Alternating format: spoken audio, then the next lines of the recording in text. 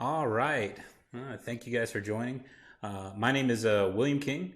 I will be your presenter today on behalf of TB Consulting's live stream services today. The presentation I'm going to be doing is, are you getting the most out of your Nutanix investment? We gave this presentation, this talk at .next a couple weeks ago.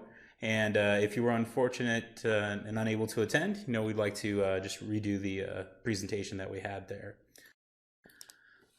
So real quickly, just going to go through just a little bit about the company itself.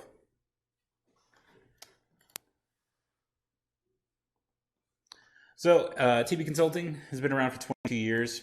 Founders were originally, Accenture consultants, and they moved on to start their own business.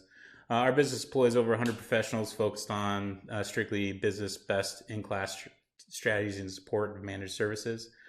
Nutanix specifically, we have over 60 professional certifications and hundreds of nodes under our management with all advanced features and capabilities. A lot of this stuff is, marketing gimmicks and stuff like that. So I'm not going to go into too much detail on these slides here, but you can get the gist. TB Consulting here, we provide, we take all of these services, Nutanix, Logarithm, all the different vendors, could just wrap up into a bundle here. What we provide is the people, the process, and we utilize the tech. We got a lot of little bit here marketing things. You can read through them. If you want to hear more about our marketing spiel, we can always set that up for you. But that's not really the focus of the talk today. Today we're talking more about getting the most out of your Nutanix.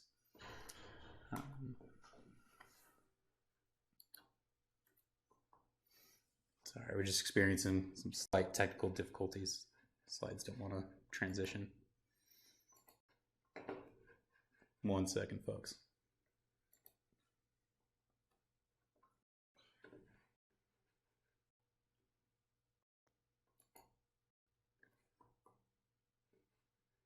Hey, it wouldn't be a live stream if everything went smooth. All right, so yeah, like I said, we got a lot of little marketing gimmicks and gizmos here. We have lots of different service offerings around IT, service management, Nutanix cloud infrastructure, managed security, backups, things of that nature. And then the idea is that, we try to work and build your business, towards the higher end. But really today, what we're going to focus on is Nutanix. So as far as Nutanix goes, before I get started and go too far into here, I just want to state that this stuff is meant to be sort of like a high-level overview. It's not meant to be anything super groundbreaking. These are just issues and pitfalls that our clients have experienced when first purchasing a Nutanix, and things that you need to consider as you're managing and maintaining your Nutanix infrastructure.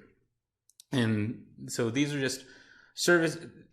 I hope that if you're a Nutanix expert, that you will look at these things and be like, Will, these are all common sense things. And I hope that's the case for you. But if not, hopefully you're now thinking about these things as you work towards your business and you bring Nutanix infrastructure into your environment. So the first thing here is upgrading AOS. So as simple as Nutanixes are, it's very easy to just set it and forget it. One of the greatest benefits of Nutanix is that it just works. But then you run into issues if you're not doing your regularly scheduled AOS upgrades, if you're not moving to the latest versions, or at least within 2 revisions of the latest version, you'll start having issues where you can't get support from Nutanix. One of the biggest benefits of Nutanix is their customer support. They have a great engineering staff and support team that helps you manage and maintain your device. And if there is an issue, the only way that you will be able to get support is if you are on the latest version of AOS. Now, Nutanix is great in that they will, they'll provide you as much assistance as they can with the version that you're on. But if you're looking at the screenshot here of this system, it's about 5 revisions old. And if there was a critical bug with this system, they wouldn't be able to support that. So making sure that you get into that regular scheduled maintenance cadence of upgrading AOS and providing those services is key. Another big feature of Nutanix is the remote sites and protection domains. It's a free feature that's added into your Nutanix, the ability to set up offsite DR replication with another Nutanix cluster. Additionally, the remote sites and protection domain services can sort of act like a backup service, although it's not exactly recommended. One of the key things here is making sure that you properly configure your remote sites and your replication targets.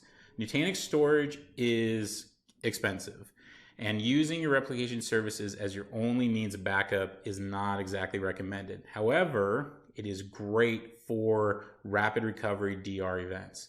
So the ability to take your Nutanix and replicate your data from one site to a remote site in a different state and quickly restore and fail over is essential. When you're doing this, when you're setting up your remote sites and your protection domains, remember that you need to set up one-to-one storage mappings. That is a common gotcha that we see, is that your storage containers that you've designed and configured on your Nutanix cluster do not exactly match the remote site, and that you need to have enough storage in both sites in order to handle the nightly snapshots and things of that nature. And make sure that when you properly configure your snapshots that you're really going through your schedule and you're really evaluating how much storage you're going to be taking. If you're going to be doing hourly snapshots and you're going to be storing them for a long period of time, you could quickly use your available storage on your Nutanix cluster. So really just making sure you have that DR set up is key. Like I said, with the protection domains, they're not really intended to be backups. So one of the big things with a Nutanix cluster, one of the big gotchas is people because Nutanixes work and they work really well, sometimes people forget that you still need to back up your VMs, you still need to back up your data. A Nutanix can't really protect you from your end user, so you need backup services that will function with your Nutanix. There's several offerings, but we particularly enjoy Veeam. Don't just rely on your protection domains. Always make sure that you're splitting your protection between regular backups and your replication services. This helps for your storage costs because you can use cheaper storage for your backups, and it also helps you to protect yourself against those end users if you need to do those restorations. And it's really, like I said, it's part of a well-balanced recovery solution. And with Veeam now, they actually support AHV, so you can use Veeam to help back up your legacy infrastructure, your 3-tier infrastructure, and your Nutanix infrastructure without having to use multiple backup solutions. Another thing is the storage configuration. I'm harping on Nutanix's storage being expensive, but it really is. That little graphic there at the bottom on the front of your Nutanix dashboard is very inaccurate. I could harp for days on that, but I'm not going to. Remember that when you're sizing your Nutanix cluster, if you have a 4-node appliance and you have RF2 enabled, you need to be able to withstand the loss of one of your nodes. So you need to take your storage, split it up into 4 parts, remove a quarter of your storage for RF2, and now you only have 3/4 of your storage available for data. However, every bit of data that you have is replicated, the metadata is replicated for resiliency.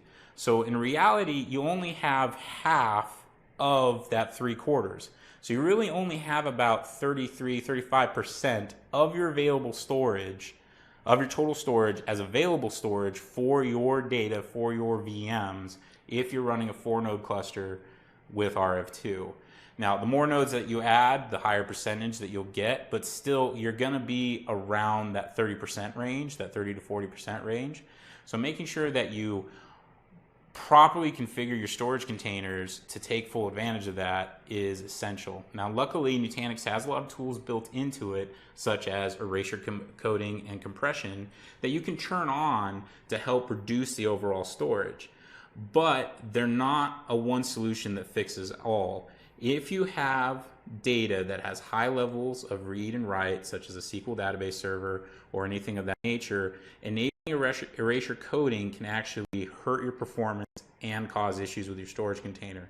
So you need to make sure that you're properly configuring your storage containers for the right applications. If you have applications that don't have a lot of writing, then you can put those off in one storage container, enable ratio coding and caching, so that way it reduces the overall data required on your disk.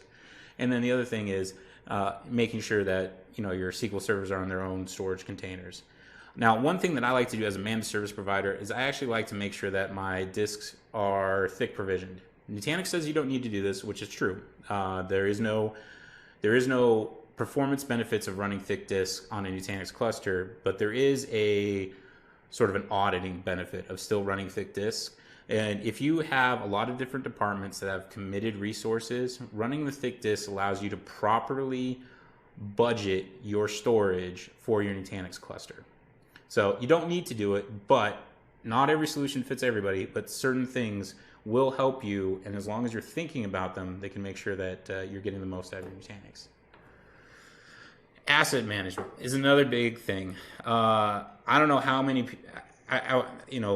raise your hand, of course I can't see it, of how many of you are currently tracking your Nutanix clusters in an Excel spreadsheet. Nutanix cluster, especially if you think about a 4-node appliance, it has 13 IP addresses associated with that. It's got one IP address for each CVM, one IP address for the iDRAC, and then one IP address for the host for each, and then the VIP for the cluster as a whole. 13 IP addresses for just one appliance makes it really difficult for most asset solutions to auto-discover it. In fact, it's almost impossible.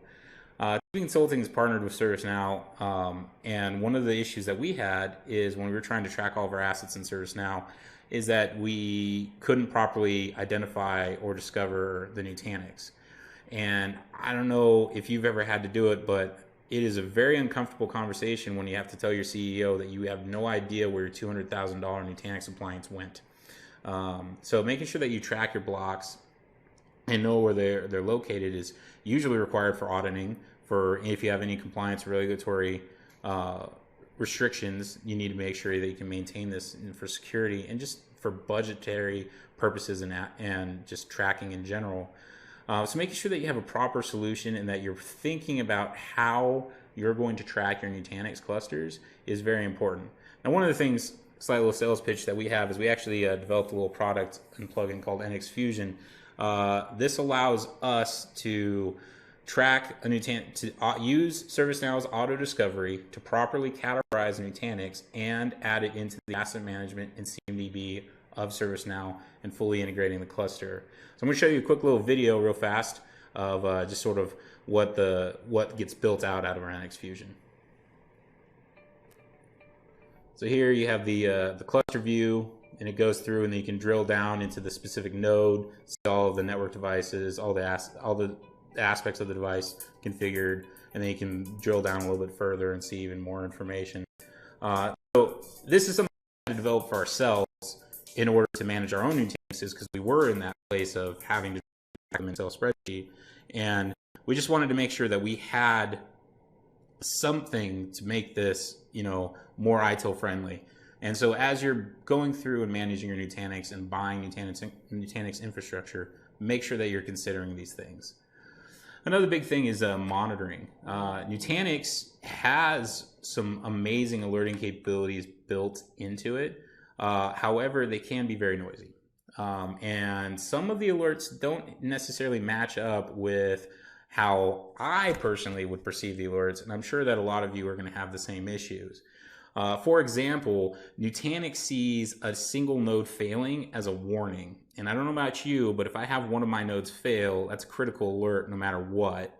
Even if the Nutanix is still resilient and is still functioning under RF2, having a node down is something that I need to make sure that I'm addressing right away. But Nutanix seeing a single node failing as a warning doesn't necessarily convey the criticality of that issue.